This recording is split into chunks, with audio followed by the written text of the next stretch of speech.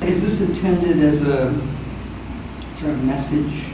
Aside from it being funny, is there something that you're serious about, that you're interested in, in projecting or illuminating, or some? What are your intentions in terms of the viewer?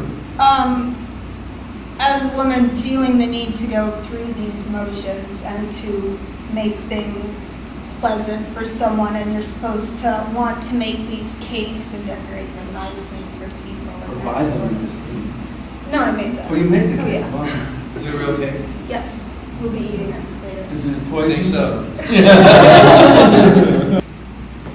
Did you have someone in mind? Yeah, just sort of the generic boyfriend. Male figure? Male Male figure. figure. Male figure. Seems like an awfully generic broadside. I mean, the very fact that there's no one specifically that you could name seems to take a lot of the punch out of it. In that it just. I just think that that's what makes it stronger, because it's not directed at anybody. But I mean, it's not. I'm not trying to make it like specific to me. It could be either like angrier and nuttier, but it seems a little like a one-liner. Yeah, too easy. For whom are you speaking? I mean, when you say the way some women feel, that's code, man. I mean, that's just code. You mean the way I feel. You have to. Well, that's what Joanne said, it's a one-liner. Yeah. I mean, I guess we're supposed to. Well, I guess it's One-liners one-liner don't if be you don't great. think about it anymore. If you're not gonna like think about what it means any further than that, then it's a one-liner for you. But I think for other people who are gonna come in and look at it, think about it more in relation to maybe their own situation, which maybe you're not in, and they'll get something more out of it. But it is didactic, and in that way, in its general broad approach and its didacticism, it's like an after-school special.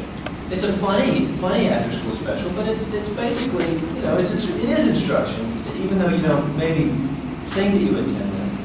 It is. It's didactic. Does anyone think that putting those kinds of sort of social messages on a cake that in a gallery, even if there's multiple cakes, even if they're abstract, that since you know that's art and you see the message as art, you can immediately be dismissive of it? Sure. You just put it in a box, this is feminist art, I know what this Well, is. yeah, and in the heyday of feminist art in the 70s or whenever that was, I mean, lots of artists made cakes. Art. Oh, there's painting on art. No, but Well, that's, we have to yeah. develop the idea. No, but I'm just beyond saying, the art. idea of a cake is, and the idea that cake could be art. Julia Jacquet uses candies and dainties and cakes and eclairs and all of these things, and she's a feminist. What's a dainty?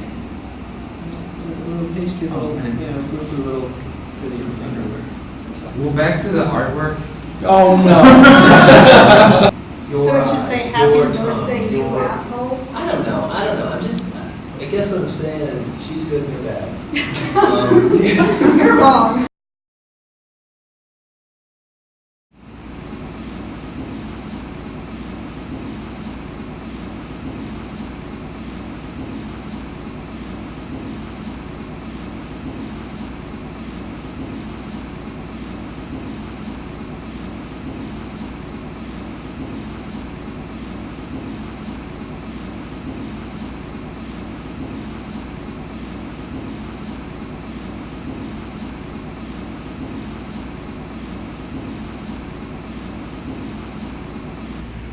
Basically, the whole theme behind them is all through numerology and how letters translate numerically. And then from there, I use the numbers and a color palette based on the energies that surround those numbers. I can see them as something more. It's deeper than what's hanging on the wall. And where I get off on doing this is between the person. You would be in the creation process. Your date of birth, which is month, day, and year, which can all be added to a single digit. The color palette is determined. There's primary and subsidiary colors that vibrate to you. You know, to get interest from other people in this is important because then it's going to add to how the work grows. When you have your portrait taken, you'll have that say. In doing the numerological reading, I'm trying to make elements not visible to the eye, but visible to the mind, to the conscious mind, elements that are there in the unconscious, and to do that, to make you see them. Do you get it? So you talk to people and figure out numbers that correspond to their personal characteristics? Yeah, that's what it is. There's certain energies, whether you're more ambitious than somebody else, you'll have more of those numbers that lend to being ambitious. But I don't have any knowledge of numerology, so it just looks like pretty colors and shapes to me. Mm-hmm. Understand. How did you get in this program?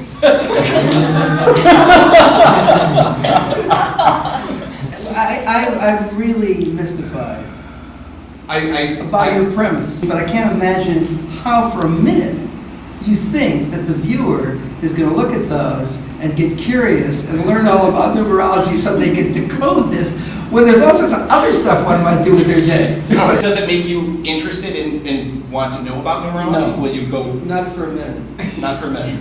Did it ever occur to you, that maybe you're so fascinated, in other words, your fascination isn't mirrored by other people's, which is the nature of making art, that what we're obsessed by, isn't what other people are obsessed by. So these like kind of a tease because you've got sort of like the real intense experience of having this person and looking at them and talking to them and doing the numbers, but then this seems, decorative and it doesn't seem rigorous in any way. The way you describe this, there's like a law and there's numbers and there's names and you're born with it, and that seems like it has a kind of rigor. Well, I would have to do a personal reading. But I think that there's like a sort of disconnect between, the system and how inevitable it is in the way you portray it. If they framed the portrait, would it be 8 by 10 in the same frame next to their chest? It would have very similar aesthetic qualities as the pictures of the person. Would it not? What happens between collaborating with the person, which is what you do when you make a portrait, no matter what, you have to collaborate with the subject, and the decisions, like Joanne was saying, of where to place things, what's opaque, what's transparent, what's in foreground, what's in background, and all of the formal, just compositional stuff. Maybe if you saw yours, you would look at it and... The frame is a question of naivete and taste. My colleagues seem churlish. I think what Scott is doing here is using a very, very particularized and somewhat rigorous, although fanciful system in a kind of poetic way, where he very intelligently structured it around a system that again is rigorous and rigorous-ish, but specific, and then made very lively, from my point of view, poetic, aestheticized jumps, which perhaps leads to unintelligibility, but that's okay. I think they're interesting to look at, whatever they mean, and I think they're even more interesting when I hear what they mean, and the fact that I can't figure out what the fuck, they're about, who in this room is being pictured, isn't a problem for me. So I disagree.